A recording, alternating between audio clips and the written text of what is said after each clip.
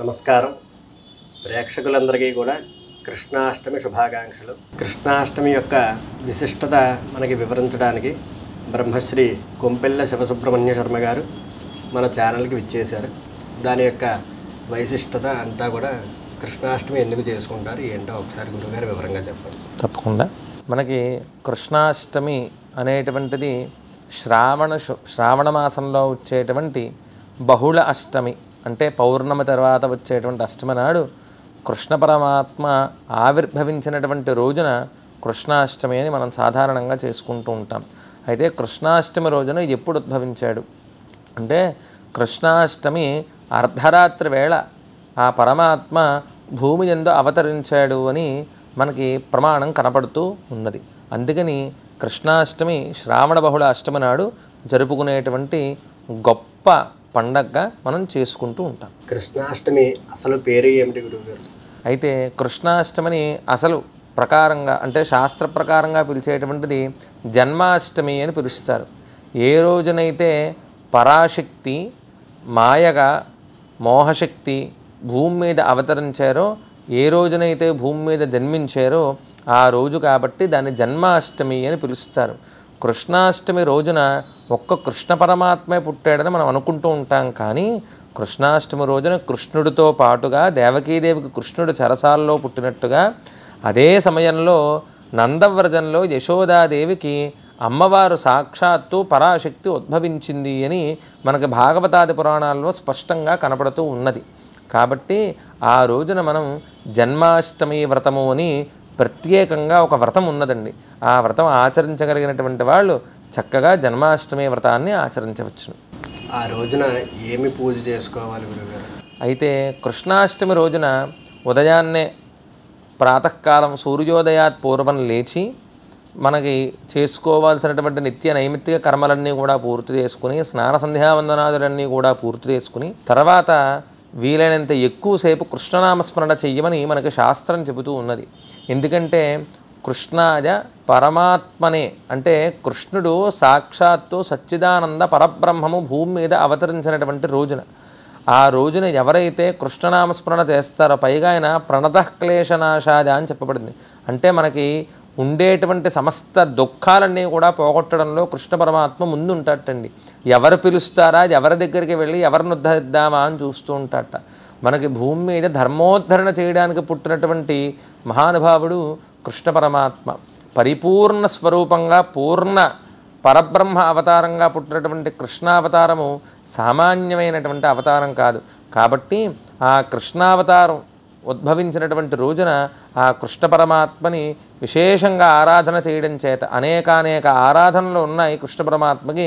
అందులో మనకు తోచిన విధంగా నామస్మరణైనా కనీసము, లేదా భగవత్ పూజా విధానంలోనైనా, లేకపోతే హోమ విధానంలోనైనా, భజన విధానంలోనైనా, నృత్య విధానంలోనైనా ఆ కృష్ణ పరమాత్మను మనం ఆరాధించవచ్చు. అసలు అష్టమి రోజున మనం పూజ చేసుకోవచ్చా అండి? పండుగ జరుపుకోవచ్చా? అయితే మంచి ప్రశ్న వేశారు. అష్టమి నాడు కష్టాలు కలిగిస్తుంది అష్టమి అని చాలామందికి భావన ఉంటుంది. కానీ అష్టమి నాడు చాలా అద్భుతాలన్నీ జరిగాయి మనకి. కానీ కొన్నిటికి మాత్రమే నిషేధించారు అష్టమిని. అలా అని పూర్తి నిషేధం కాదు. అష్టమి అంటే కృష్ణ పరమాత్మకి అలాగే అమ్మవారికి చాలా ప్రీతికరమైనటువంటి రోజు. అందుకనే ఆ రోజున పుట్టారు. రామచంద్రమూర్తి కూడా అష్టమి తత్కాల నవమి నాడే పుట్టాడు. రామచంద్రమూర్తి అష్టమి వెళ్ళి నవమి వచ్చిన ఘడియల్లో రామచంద్రమూర్తి పుట్టారు. అష్టమి రోజు రాత్రన కృష్ణ పరమాత్మ పుట్టాడు. దుర్గాష్టమి రోజు రాత్రన దుర్గా అమ్మవారు పుట్టినట్టుగా మనకు కనబడుతూ ఉన్నది. కాబట్టి అనేక పండగలు అష్టమి నాడు ఉన్నాయి. గోకులాష్టమి అనే ఒక అష్టమి కూడా ఉన్నది. అంటే కృష్ణ పరమాత్మని అసలు మొట్టమొదట భూమి మీద ఆరాధించినటువంటి రాధాదేవత కూడా అష్టమి నాడే పుట్టింది. సాక్షాత్తు పరాశక్తి కారుణ్యమూర్తి పూర్ణ ప్రేమస్వరూపునిగా రాధాదేవి భూమి మీద ఉద్భవించినట్టు కూడా అష్టమి నాడే. అందుకని దానికి గోకులాష్టమి అని పిలుస్తారు. ప్రదోషకాల వేళ అష్టమి. కాబట్టి మనకి కృష్ణ పరమాత్మ పుట్టినటువంటి రోజున మోహరాత్రి అని పిలుస్తారండి. మనకి ప్రత్యేకంగా కొన్ని రాత్రులు ఉన్నాయి. కాళరాత్రి, మహారాత్రి, మోహరాత్రి, దారుణరాత్రి అని అనేక రాత్రులు ఉన్నాయి. అందులో భూమి మీద మోహం పుట్టినటువంటి మహానుభావుడు సాక్షాత్తు సచ్చిదానంద పరబ్రహ్మమైనటువంటి కృష్ణ పరమాత్మ పుట్టినటువంటి రోజున మోహరాత్రి అని పిలుస్తారు. మహారాత్రి అని ఎప్పుడంటారంటే మాఘ బహుళ చతుర్దశి రోజు రాత్రిన మహాశివరాత్రి నాడిని మహారాత్రి అని పిలుస్తారు. అలాగే కాళరాత్రి దసరాల్లో వచ్చేటువంటి 7వ రోజు రాత్రిని కాళరాత్రి అని పిలుస్తారు.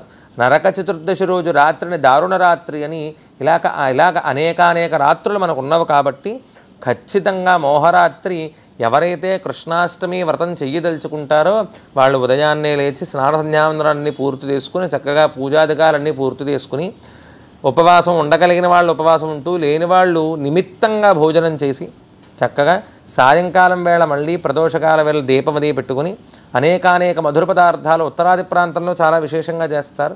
మన వైపు ప్రాంతంలో కూడా కృష్ణుడికి చాలా ప్రీతికరమైనటువంటి అటుకుల పాయసాన్ని, అందున ఇంకా చాలా మధుర పదార్థాలు, వెన్న, ఆవు పాలు, ఆవపాలతో చేసినటువంటి అనేక పదార్థాలన్నీ కూడా కృష్ణ పరమాత్మకు నివేదించి రాత్రి తెల్లవారులు కృష్ణనామస్మరణ చేస్తూ జాగరణ చేయాలండి.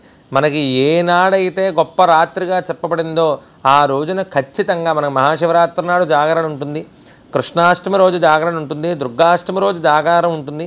ఇలా ఈ జాగరణ చేసి తర్వాత కృష్ణ పరమాత్మ స్మరణ చేసుకుంటూ ఓపిక ఉన్నటువంటి వాళ్ళు చక్కగా భాగవతంలో కృష్ణలీలలన్నీ కూడా చెప్పుకుని కృష్ణలీలలన్నీ కూడా 10 మందితో కూర్చొని చెప్పుకుని కృష్ణనామస్మరణ చేసి అలా జన్మాష్టమి ఒక్కసారైనా ఎవరైనా వాళ్ళ జీవితంలో చేసినా కూడా వాళ్ళకి అఖండమైనటువంటి భక్తితో మళ్ళా పునర్జన్మ కలిగి ఆ కృష్ణ పరమాత్మలో ఐక్యం అవుతారని జన్మాష్టమి వ్రతం యొక్క వైశిష్ట్యం చెబుతూ ఉంది. అలాగే గురువుగారు, జన్మాష్టమి నాడు సాయంత్రము చేసుకునేటువంటి ఉత్సవాలు వాటి గురించి కూడా మాకు వివరంగా తెలుపుగలరు.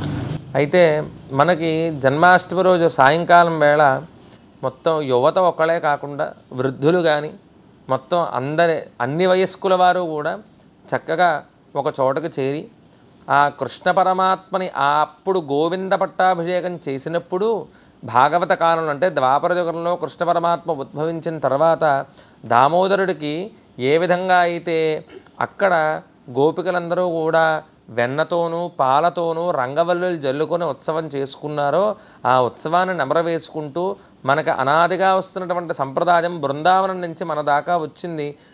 వీధినా వాడనా కూడా చక్కగా కర్రలు కట్టి ఉట్టి కట్టి ఆ ఉట్టిని కొట్టి చక్కగా ఉత్సవం చేసుకుంటారు. అది కృష్ణ పరమాత్మని స్మరించుకుంటూ మనం చేసుకునేటువంటి గొప్ప ఉత్సవం అండి. అది ఆనాటి కాలంలో ద్వాపర యుగంలో కృష్ణ పరమాత్మ చుట్టూ గోపికలందరూ కూడా చేరి ఆ విధంగా వెన్నతోనూ పాలతోనూ ఉత్సవం చేసుకునేవారు. అదేవిధంగా మనం కూడా ఉట్టిని కట్టి ఆ కృష్ణ పరమాత్మని స్మరించుకుంటూ ఆయన స్మరణ చేసుకుంటూ చేసుకునేటువంటి గొప్ప ఉత్సవము ఆ ఉట్టి కొట్టేటువంటి ఒకానొక గొప్ప ఉత్సవం. ఇంకా ఏమైనా సందేహములు ఉంటే అందరూ కూడా కామెంట్ సెక్షన్లో తెలియజేయండి. మరికొద్ది కార్యక్రమాల్లో గురువుగారు ఇంకా వాటి గురించి వివరంగా చెప్తారు. ధన్యవాదాలు. చాలా ధన్యవాదాలు. అందరికీ కూడా ఆ కృష్ణ పరమాత్మ యొక్క పరిపూర్ణ అనుగ్రహం కలగాలని కోరుకుంటూ సర్వం శ్రీకృష్ణ ధరణారవిందార్పణమస్తు.